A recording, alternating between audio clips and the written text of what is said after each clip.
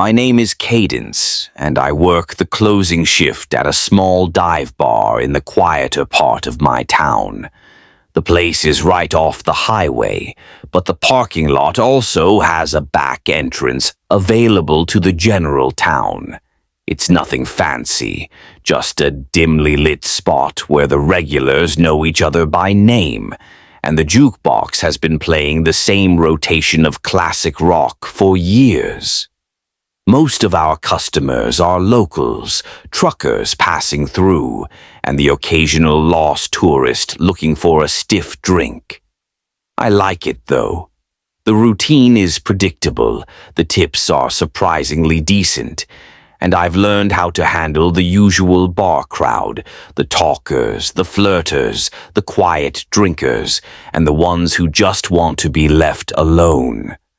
Weekends are obviously a lot more hectic, but the thing about working during the week is that I'm expected to work my night shifts alone. I don't even get a bar back to pop in now and again.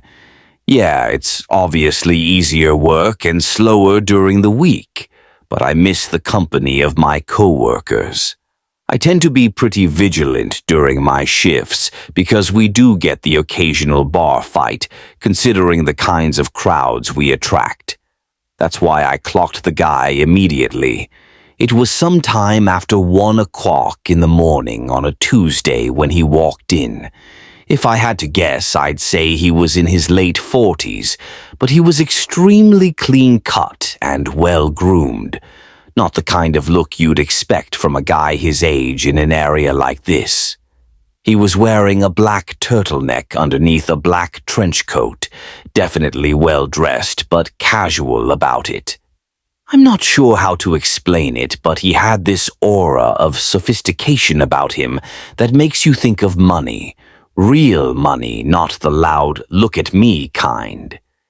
He glanced around slowly before walking swiftly over to the bar and taking a seat. I also remember him having oddly good posture, but that's neither here nor there. When I walked over, he glanced at the bottles behind me and ordered something top shelf without hesitation.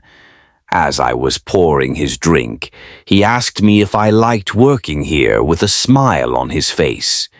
It was a normal enough question, so I answered him honestly. I told him, yeah, and smiled back. I then made a joke about being a bartender or something. I wish I could say I got a creepy vibe from him, but that's not the energy he was giving off. He genuinely seemed like a stand-up guy, kind of like the single dad at his kid's baseball game who gives the whole team a high five. He chatted with me for a bit, which I didn't mind since the bar was pretty quiet at that point. Eventually, he asked me if I ever thought about doing something bigger, which I admit was somewhat bizarre. Again, though, not a totally creepy question given the nature of the situation. I gave him my standard bartender smile and told him I was happy for now. He nodded and sipped his drink, seemingly disappointed at my answer for reasons I didn't understand. After a long pause, he asked me what time I got off, out of nowhere. That question surprised me. I hadn't picked up any kind of flirting from him whatsoever, so I was a little disappointed to discover that our conversation had just been another one of those empty attempts at getting my number. I smiled and gave him a vague answer, trying to brush him off in a friendly way without seeming uptight. Before he could answer, I busied myself and began wiping down the counter. But he didn't press. He just smiled like he already knew, then drained his drink and pulled out a crisp $100 bill, laying it gently on the bar like it was nothing. Then, without another word, he walked out into the night. I didn't really know what to make of the encounter. I know it sounds like nothing, but his demeanor was just so far off my radar that I was intrigued. Either way, I figured I was never going to see him again and got on with my life. As it would turn out, though, I was wrong. About a week later, he came back. Only this time he wasn't alone. There was a woman with him. She drew my attention since I hadn't seen her before. She looked like she was in her mid-30s and was dressed in a way that didn't quite match her age. Trendy but off, like someone trying a little too hard to blend in with a younger crowd. I watched her closely as the two of them approached the bar. Everything about her seemed calculated, from the way she smiled too easily to the way she leaned against the bar like we were already friends. As I was setting down napkins in front of them, the very first thing she said to me wasn't a hello or a drink order, but a compliment. She put on this overly joyful smile and said, "You're so pretty." Her fingers brushed against my arm as she said it, lingering just a second longer than normal. I laughed and thanked her, but I could instantly tell that something was off about this woman. The man didn't speak, which I thought was also a little strange, given that he had been so talkative last time. They ordered drinks and I poured them. That's when the questions came flooding in. The woman asked me how long I'd been working here, along with how old I was and a bunch of other small talk questions like that. I answered in short, polite sentences, but I got the sense that this wasn't small talk. She was studying me. At one point, she looked over at the man, and it seemed like they were communicating despite not speaking.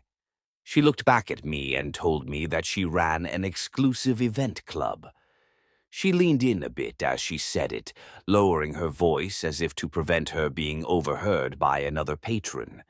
She told me that she's always looking for young, fun people for private parties, and that I'd make a killing, $10,000 for a weekend.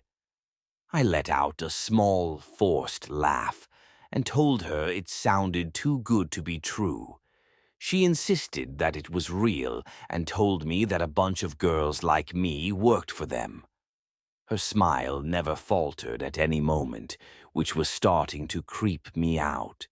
She steered the conversation back to the job, circling around the same words: fun, safe, exclusive. Then, casually, she said, "You should step outside for a second. There's someone who can explain it better." My pulse kicked up. I wasn't playing around at that point. I didn't even bother pretending like I wasn't creeped out. "I'm good," I said in a firm voice. No smile on my face this time. Just then, a group of customers walked in, laughing and talking loudly. The woman's expression changed in an instant, her friendly mask slipping just slightly before she turned to the man beside her. Without another word, they left. I'd be lying if I said I wasn't unsettled after that. Those random people had just propositioned me for God knows what.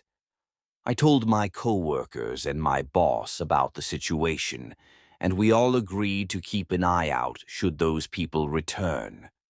My boss assured me that he was always a 15-minute drive away should I need him, and the bar security cameras were typically enough to deter any misbehavior. There wasn't really much I could do beyond that. It's not like those people had done anything illegal. I tried to push it out of my head, but a few nights later, after closing, I saw the car. It was parked across the street, engine off, just sitting there. I tried to tell myself it was nothing, but the feeling of being watched crawled over my skin like static. As I walked to my car, I kept my head down, my keys clutched tight in my hand. When I pulled out of the lot, I checked my mirrors. The car followed. It stayed back just enough to avoid suspicion, but every turn I made, it was still there. I took a random turn onto a side street, and it followed. Another turn, still there. I started freaking out internally. I knew it was them. I forced myself to stay calm, to think. Then, without hesitating, I navigated and pulled into the parking lot of a police station, gripping the wheel so tightly my knuckles practically turned white. The second I pulled in, the car sped off. Nothing happened after that for a while, but I knew it wasn't over. It turned out I was right. It was a slow weekday shift, barely anyone coming in. By midnight, I was wiping down the counter, half thinking about closing early, when the door creaked open. It was the woman. I immediately sent my boss a text as inconspicuously as I possibly could. I looked back up and the woman was staring at me with that same artificial smile. She walked slowly to the bar and sat down with her hands folded neatly. I was debating just telling her to leave when she said, "Thought I'd come check on you." My stomach started twisting, but I did my best to hide it. I told her we were about to close and that she had to leave, but she made this pouty face and asked for just one old-fashioned.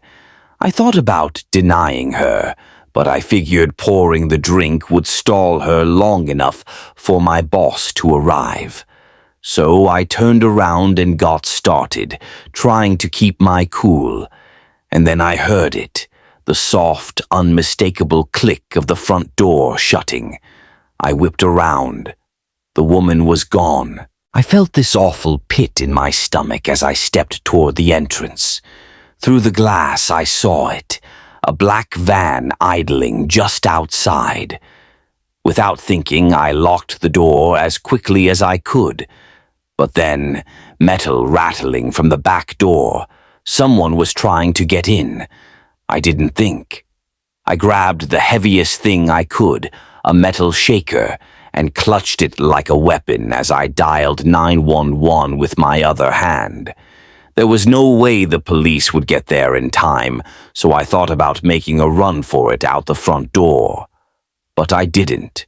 For whatever reason, I was bracing myself for a fight when I saw headlights pulling into the lot. It was my boss. The sounds on the back door suddenly stopped, and a few seconds later the van pulled out of the lot with a screech. I embraced my boss and told him what had happened. He said he had gotten the license plate of the van as it was leaving. When the cops arrived, my boss reviewed the security footage with them. It was worse than I had imagined. Just before the woman left, the cameras had captured two masked figures crouching near the front door, waiting. There was another person in the back who was banging on the door with his fist, clearly trying to flush me out to the front. It was downright horrifying. To make matters worse, the plate number my boss had caught turned out to be unregistered. It's been quite a while since this incident, but no progress has been made. The only good news to come out of the whole thing is that my boss doesn't make me work alone anymore. Despite that, I'm still extremely uneasy anytime I'm scheduled for a night shift. I still question how they knew I'd be working alone. It doesn't make any sense. Even now, I often think about what would have happened had I given in to fear and run out the front door.